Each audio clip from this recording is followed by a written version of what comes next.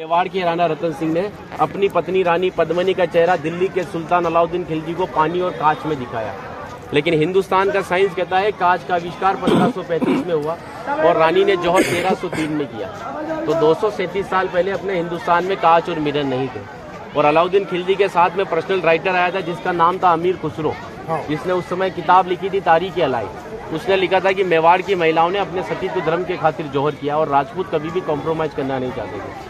चित्तौड़ के ऊपर युद्ध होने का सबसे बड़ा रीजन था व्यापार, क्योंकि हिंदुस्तान में कभी भी कोई भी मुस्लिम कम्युनिटी पहले नहीं था। ये सभी जो आते थे अफगानिस्तान तुर्किस्तान से आते थे और आते कहाँ थे तो समुद्र के पास में आते थे, क्योंकि प्लेन तो थे नहीं ना। तो इधर नज़दीक पड़ता है गुजरात और ये जाते थे दिल्ली, तो इधर पड़ता है दिल्ली, उनको क्रॉस करना पड़ता था ये मेवाड़। अच्छा, इधर गुजरात इधर दिल्ली बीच में राजस्थान, तो इसको क्रॉस करना पड़ता था ये मेवाड़। तो यहाँ के राजपूत उनसे टैक्स वसूलते थे। तो वो समय था 1299 का, जब अलाउद्दीन खिलजी पूरे हिंदुस्तान पर इस्लामी शासन चाहता था। गुजरात से जब दिल्ली की ओर रवाना हुआ तो यहाँ पर राणा रतन सिंह के पिता थे रावल समर सिंह। उन्होंने दिल्ली जाने से पहले उससे टैक्स लिया और टैक्स लेने के बाद में जब अलाउद्दीन दिल्ली पहुंचा तो मेवाड़ से नाराज कि मुझे दिल्ली में शासन करने के बाद में हर बार मुझे मेवाड़ को टैक्स देना पड़ेगा, इससे अच्छा है मैं मेवाड़ को जीत लूं। तो दिल्ली से वो 1.5 लाख सेना को लेकर मेवाड़ की तरफ बढ़ा, लेकिन चित्तौड़ से दिल्ली का डिस्टेंस 600 किलोमीटर है। तो उसने पहला स्टॉपेज 1301 में रणथंभौर के किले पर डाला सवाई माधोपुर। वहाँ का राजा था हमीर देव चौहान, जिसको मित्र बनाया और उसी मित्र को रात को खाना खाते समय पीठ के पीछे छुरा घोंप कर मार दिया। उनकी पत्नी थी रंग देवी। हिंदू धर्म के अंदर रात में चिताएं नहीं जलती है, तो वहाँ की महिलाओं ने पानी में कूदकर जल जौहर कर लिया, बच्चियों ने सभी ने। लेकिन सुबह यह हुआ कि डेड बॉडियां तैर कर ऊपर आई तो आक्रांताओं ने डेड बॉडियों को निकालकर महिलाओं की बॉडी और बच्चों के साथ में रेप करके उनके बॉडी पार्ट्स को काटकर नग्न अवस्था में रणथंभौर के किले के बाहर लटका दिए, ताकि यह संदेश चित्तौड़ पहुंच जाए और चित्तौड़ की रानी पद्मिनी किले को छोड़कर दूर चली जाए। 1303 में जब अलाउद्दीन चित्तौड़ पहुंचा तो किले के ऊपर आने के लिए उसको 7 गेट क्रॉस करना था, तो इम्पॉसिबल था। तो उसने 1.5 लाख सेना को किले के चारों तरफ फैलाया। 8 महीने के बाद में किले के ऊपर खाने की कमी आई तो रानी पद्मिनी के चाचा भतीजा गोरा और बादल ने राणा रतन सिंह से कहा कि हमारा राशन खत्म हो रहा है और जब ये भूखे और कमजोर सेना से हम युद्ध करवाएंगे तो ये युद्ध नहीं कर पाएंगे। रतन सिंह को बातचीत के लिए 7 गेट के नीचे भेजा तो अलाउद्दीन खिलजी ने उनकी गर्दन पर तलवार रखकर झुकने के लिए कहा, लेकिन मेवाड़ का राजपूत सर कटाने के लिए मंजूर होता है लेकिन सर झुकाने के लिए कभी मंजूर नहीं हुआ। राणा रतन सिंह को धोखे से बंदी बनाया और रानी पद्मिनी को संदेश भेजा कि आप हमारे अधीनता स्वीकार करो, हम दिल्ली चलेंगे। रानी पद्मिनी कहती है जो नरसंहार तुमने 2 साल पहले रणथंभौर के किले में किया तो यहाँ की महिलाओं के साथ में भी वही होगा।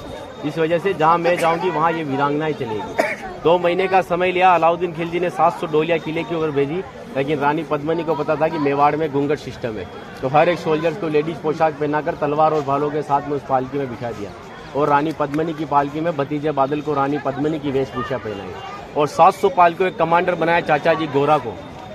गोरा जब पालके लेकर 7 गेट के नीचे गया तो अलाउद्दीन खिलजी से कहा कि रानी पद्मिनी दिल्ली जाने के लिए तैयार है, लेकिन जाने से पहले अंतिम बार अपने पति से देखना चाहती है। जिस जगह रतन सिंह को बंदी बनाकर रखा गया, जब वो पालकी वहां गई और रतन सिंह जी ने जब घूंघट हटाया तो घूंघट के पीछे का जो चेहरा था वो भतीजे बादल का था। और बादल कहता है कि महाराज हम 20,000 है और ये 1.5 लाख है, एक राजा अगर नहीं लड़ेगा हमारे साथ में तो हमारी सेना का मनोबल कमजोर रहेगा।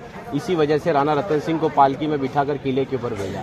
जब रतन सिंह जी किले के ऊपर आए तो किले के ऊपर आने के बाद में उनकी जय जयकार में हर हर महादेव और जय भवानी के नारों से किला गूंजने लगा। अकबर कहता है कि 8 महीने से तो किले से बच्चे की रोने की आवाज़ नहीं आई, लेकिन 700 पालकियां जब किले के नीचे आए तो किले से जय जयकार हुआ है, मतलब हमारे साथ में धोखा हुआ है। हर एक राजपूत कटने के पक्ष में था लेकिन झुकने के पक्ष में नहीं था। 20,000 राजपूत युद्ध में गया और अलाउद्दीन खिलजी की 1,25,000 सेना को मार दिया। बचे हुए दुश्मन जब किले के ऊपर आए तो महिलाओं ने अपने सतीत्व धर्म के खातिर हिंदुस्तान का सबसे पहला और बड़ा जौहर 16,000 महिलाओं के साथ में जिंदा आग में जलकर किया। यहाँ पर भी रानी पद्मिनी के महल में कांच लगाए गए थे। वो कांच लगाए थे पंडित जवाहरलाल नेहरू ने, क्योंकि एक पद्मावत पिक्चर के एक राइटर मलिक मोहम्मद जायसी की किताब को प्रमोट करने के लिए जवाहरलाल नेहरू जी ने उस किताब को आगे बढ़वा दिया। ये रानी को आईने में दिखाया, लेकिन हिंदुस्तान के इतिहास में कभी मेवाड़ गुलाम भी नहीं बना तो आईने में किसको दिखाया। और एक राजपूत अगर अपनी पत्नी का चेहरा हजारों को दिखाता फिर कहते वो राजपूत कहलाने का हकदार भी नहीं। इसीलिए 2 घंटे अपन इस किले के ऊपर घूमे तो एक लाशों के ऊपर चल रहे होते, सब जगह लाश है। इसीलिए उन महिलाओं के सम्मान के लिए कहावत कहता हूँ कि गिरा जहाँ पर खून वहाँ पत्थर पत्थर जिंदा है और जिस्म नहीं है मगर नाम का अक्षर अक्षर जिंदा है। और जीवन की यह अमर कहानी अक्षर अक्षर गढ़ लेना और शौर्य कभी सो जाए तो महाराणा प्रताप और शिवाजी को पढ़ लेना।